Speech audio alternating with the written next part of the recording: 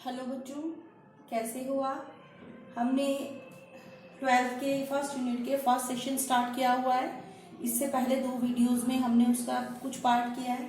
आज हम इस वीडियो में ये फर्स्ट सेशन आपका कंप्लीट कर देंगे। तो इसमें फर्स्ट है ऑर्गेनाइजेशन स्ट्रक्चर को प्रभावित करने वाले कौन कौन से तत्व हैं, या ऑर्गेनाइजेशन स्ट्रक्चर को कौन कौन से तत्व प्रभावित करते हैं। तो जब भी हम ऑर्गेनाइजेशन स्ट्रक्चर बनाते हैं, संगठनात्मक संरचना बनाते हैं, तो उसको मेन ये 4 तत्व प्रभावित करते हैं। पहला है संगठन का आकार।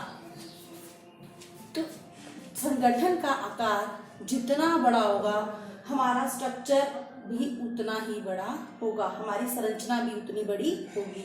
अगर काम करने वाले केवल 2 ही कर्मचारी हैं तो छोटा सा स्ट्रक्चर होगा। एक होगा हमारा मालिक और उसके नीचे काम करने वाला कर्मचारी। तो जितने अधिक कर्मचारी बढ़ते जाएंगे, जितना संगठन का आकार बढ़ता जाएगा, हमारा ये स्ट्रक्चर भी उतना ही बड़ा होगा, उतने ही अधिक लेवल इसमें होंगे। दूसरा है वस्तुओं की प्रकृति तथा आकार। अगर किसी स्टोर पे एक ही प्रकार की वस्तु मिलती है तो हमें अधिक कर्मचारियों की आवश्यकता नहीं होगी, उसको संभालना आसान होगा। तो कम कर्मचारी होंगे, कम प्रकार की वस्तुएं होंगी तो स्ट्रक्चर छोटा होगा, संरचना हमारी छोटी होगी। लेकिन जितनी वस्तुओं की प्रकृति और आकार बढ़ता जाएगा, हमारा ऑर्गेनाइजेशन स्ट्रक्चर या हमारी संरचना उतनी ही जटिल और उतनी ही बड़ी होती जाएगी। तीसरा है विभागों की संख्या। अगर हमारे ऑर्गेनाइजेशन में 1 या 2 ही विभाग है तो स्ट्रक्चर छोटा होगा, हमारा स्ट्रक्चर सिंपल होगा, आसान होगा। लेकिन जितने अधिक विभाग होंगे उतने ज्यादा कर्मचारी होंगे और उतना ही हमारा स्ट्रक्चर बड़ा तथा जटिल होता जाएगा। रिटेलर की सोच। हमारा जो ऑर्गेनाइजेशन स्ट्रक्चर है ये रिटेलर की सोच पर भी निर्भर करता है। अगर रिटेलर की सोच कैसी है कि वो सब कुछ अपने ही नियंत्रण में रखना चाहता है, सब काम वो खुद करेगा, तो क्या होगा, कम कर्मचारी होंगे और जो है स्ट्रक्चर छोटा होगा। लेकिन अगर रिटेलर की सोच अपने काम को बढ़ाने की है और विकेंद्रीकरण या डिसेंट्रलाइजेशन की सोच है, तो क्या होगा, बहुत अधिक कर्मचारी होंगे और हमारा ऑर्गेनाइजेशन स्ट्रक्चर उतना ही अधिक बड़ा होता जाएगा।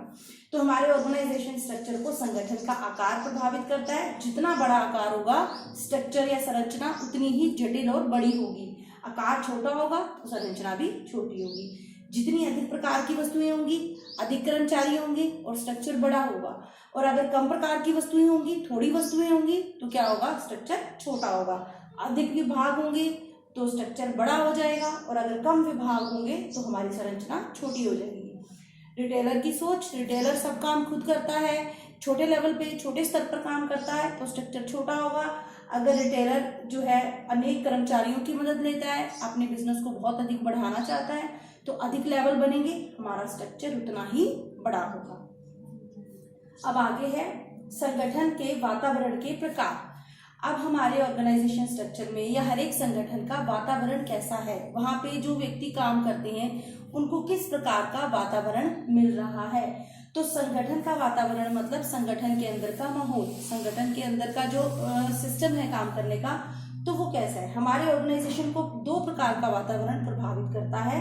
पहला है स्थिर वातावरण, दूसरा है अस्थिर वातावरण। तो स्थिर वातावरण क्या होता है, जो अधिक परिवर्तनशील नहीं होता, जिसमें बहुत कम परिवर्तन आते हैं, और अगर परिवर्तन नहीं आएंगे तो उसका असर भी हमारे संगठन पर कम पड़ेगा। तो स्थिर वातावरण का हमारे संगठन पर बहुत अधिक प्रभाव नहीं पड़ता है, उसको बोलते हैं स्थिर वातावरण।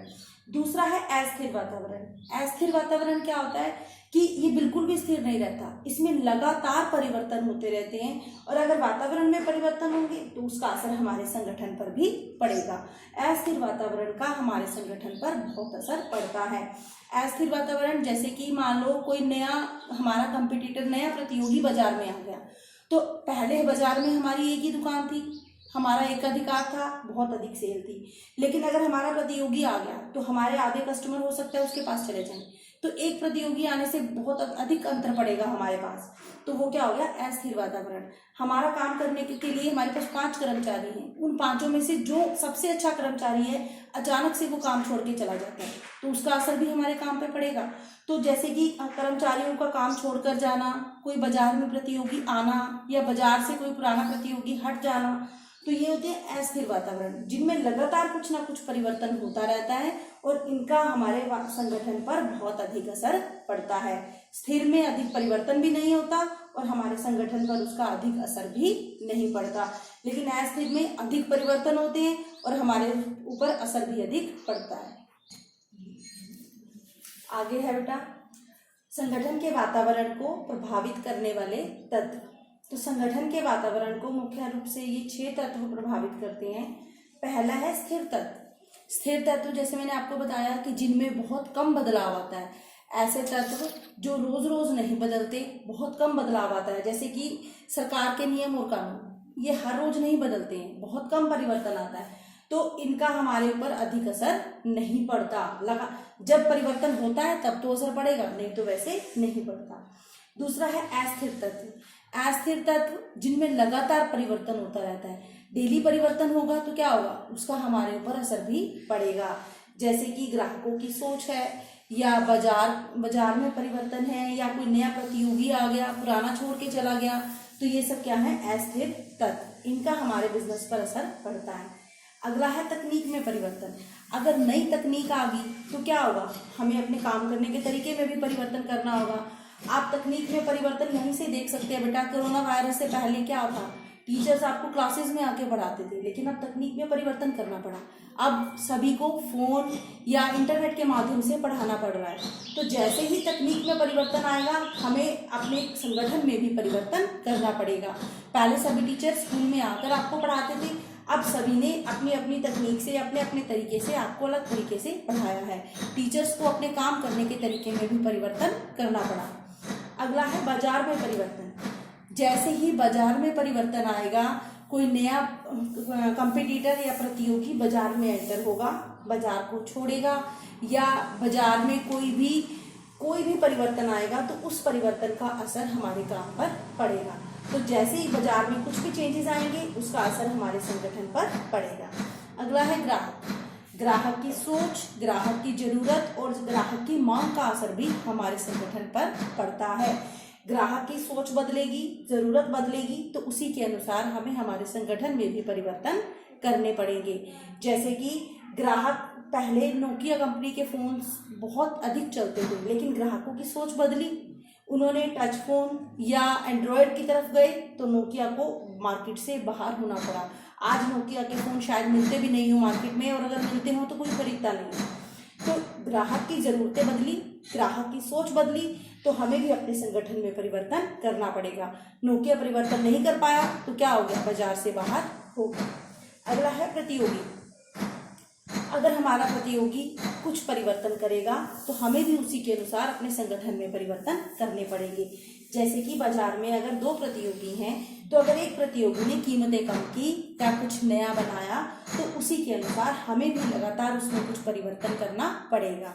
जैसे कि आप टीवी में ऐड देखते हो, कोई शैम्पूज हैं या क्रीम्स हैं, वो हर थोड़े दिनों बाद कुछ ना कुछ एक इंग्रेडिएंट चेंज करके दिखा देते हैं कि नया पैंटीन, इसमें कभी तो बोलते हैं कि इसमें एग है, कभी बोलते हैं केराटिन है, कभी कुछ बोलते हैं। तो जैसे हमारे प्रतियोगी बोलते हैं, तो उसी के अनुसार हमें भी अपने प्रोडक्ट में, अपनी वस्तु में कुछ परिवर्तन करके बाजार में इंट्रोड्यूस करना पड़ेगा, नहीं तो फिर हमारा प्रतियोगी आगे होगा और हमें बाजार से बाहर होना पड़ेगा। तो ये बहुत से तत्व हैं जो हमारे काम करने के तरीके को प्रभावित करते हैं। इसी के साथ आपका ये फर्स्ट सेशन कंप्लीट होता है। कल हम सेकंड सेशन स्टार्ट करेंगे।